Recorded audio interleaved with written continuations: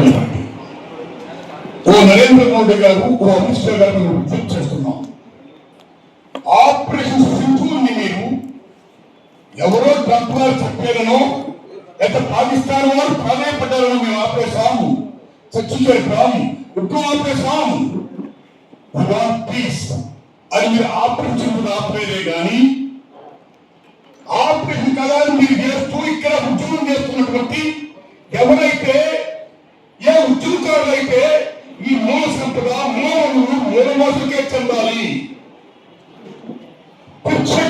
ఏవైతే దాన్ని అమలుపరచండి, రాష్ట్రీయ యాక్ట్ మీరు అమలుపరచండి, నాగపూర్ ట్వంటీ యాక్ట్ మీరు అమలుపరచండి.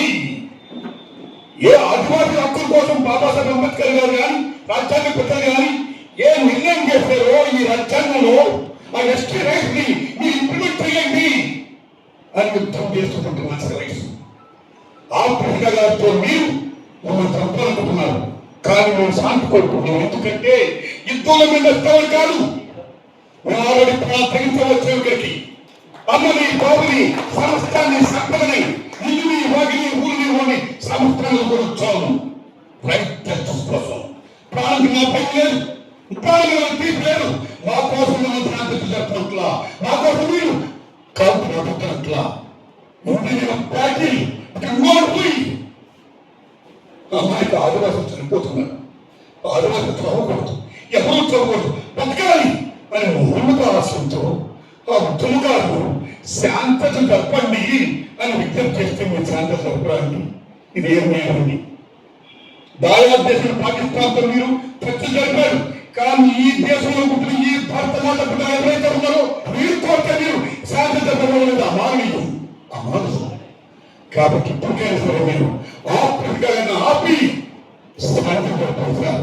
నరేంద్ర మోడీ గారు, అమిత్ షా గారు ఆ మీనింగ్ ఆపరేషన్ కదా కళాలు అంటూ this is final war between Naxalites and the government అని మీరు ఛాలెంజ్ చేస్తున్నారంటే what is rights, what is rights? Agali ఉన్నంత కాలం, గోపురం ఉన్నంత కాలం, పేరు ఉన్నంత కాలం అడిగిన నక్సలైట్, అడిగిన all right. They are right. So what? But don't fight. They are the children of our country. The people of our country, our nation. మన భారత మాత బిడ్డల వారు సార్. నేను హిందూ పట్టేస్తున్నారు నరేంద్ర మోడీ గారు, అమిత్ షా గారు.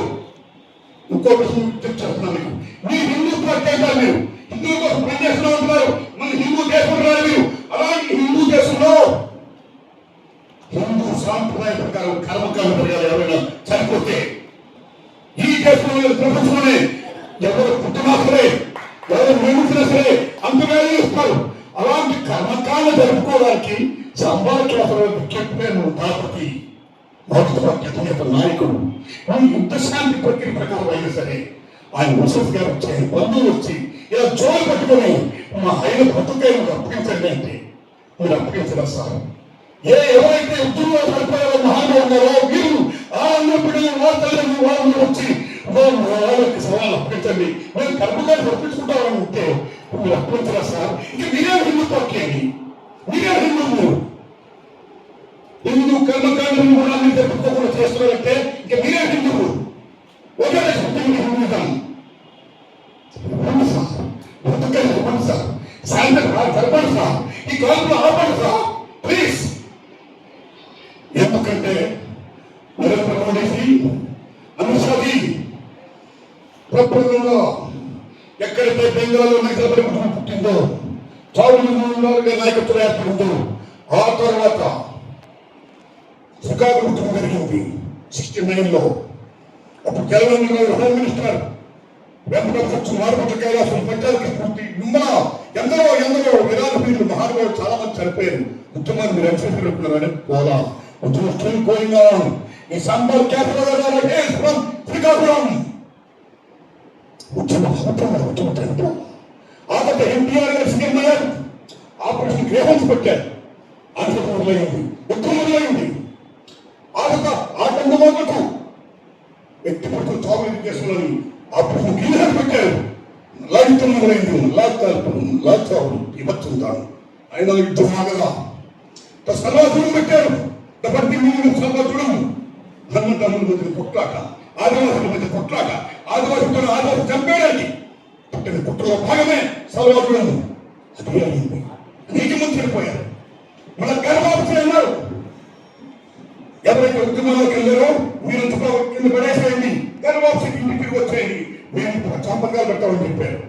అలా వచ్చేసారా? వచ్చిన చేస్తున్నారు. అయింది. మళ్ళా అమిషా లేకుండా మావోయిస్టుల నుంచి భారతదేశం విముక్తి కావాలి, ముక్తి భారత్ మాట్లాడుతున్నాడైనా ఆకలి దోపిడీ ప్రేమ కాలం తిరుగుబడి తప్పదు. అయిపోయింది కూడా ఆపరేషన్ కలారగాలి.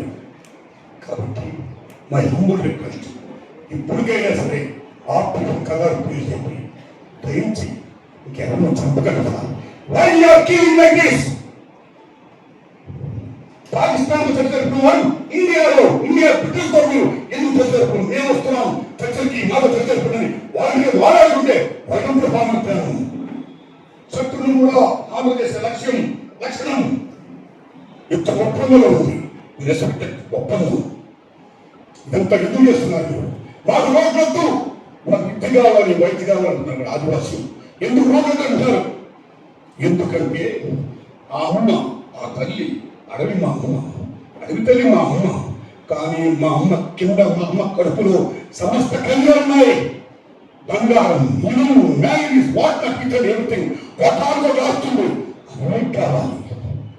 అది మీరు పెట్టుబడిదారులకు అప్పచెప్పాలి, అది కార్పొరేట్ అప్పచెప్పాలి, అది అంబానీలు, ఆదానీలు, జిందాలు వాళ్ళందరూ వాళ్ళకి అప్పచెప్పాలి. 6 lane roads కావాలి. 6 lane roads to Dandakaranyam to Amaravati, Dandakaranyam to Delhi, Dandakaranyam to Bombay. అక్కడ కావాలి. కానీ మీరు ముందుగా బిహేవ్ చేయగల నరేంద్ర మోడీకి behave like a business board man. My humble request, business తరపుగా ఇవ్వండి. ఆదివాసులు ఎవరైతే ఉన్నారో the real Buddhist on the surface of the earth ఆదివాసి ఎవరైతే కోరికలకు మూలకాన్న కోరికలు, అలాంటి కోరికలు ఎవరైతే కోరుకుంటే వారు దుఃఖానికి గూడకాన్ని ఉంటారు. కాబట్టి తినడం, ఉండడం, పండడం ఈ 3వ దేశం ఆదివాసులకి నిజంగా హింస చేయకుండా వాళ్ళ ఆస్తి, వాళ్ళ సంపద వాళ్ళకి ఇచ్చి ఈ హింసను చేసి కాన్సెప్ట్లను పెట్టి ఆదివాసీ రక్షణ కోసం, ప్రజల రక్షణ కోసం అన్నిటికీ మించి ఎవరైతే జీవితాన్ని కూడా ప్రాణం త్యాగం చేస్తారో ప్రజల కోసం, వాళ్ళ కోసం, అందులో ప్రజల కోసం వెంటనే ఆపండి, శాంతి జరగండి. ధన్యవాదాలు.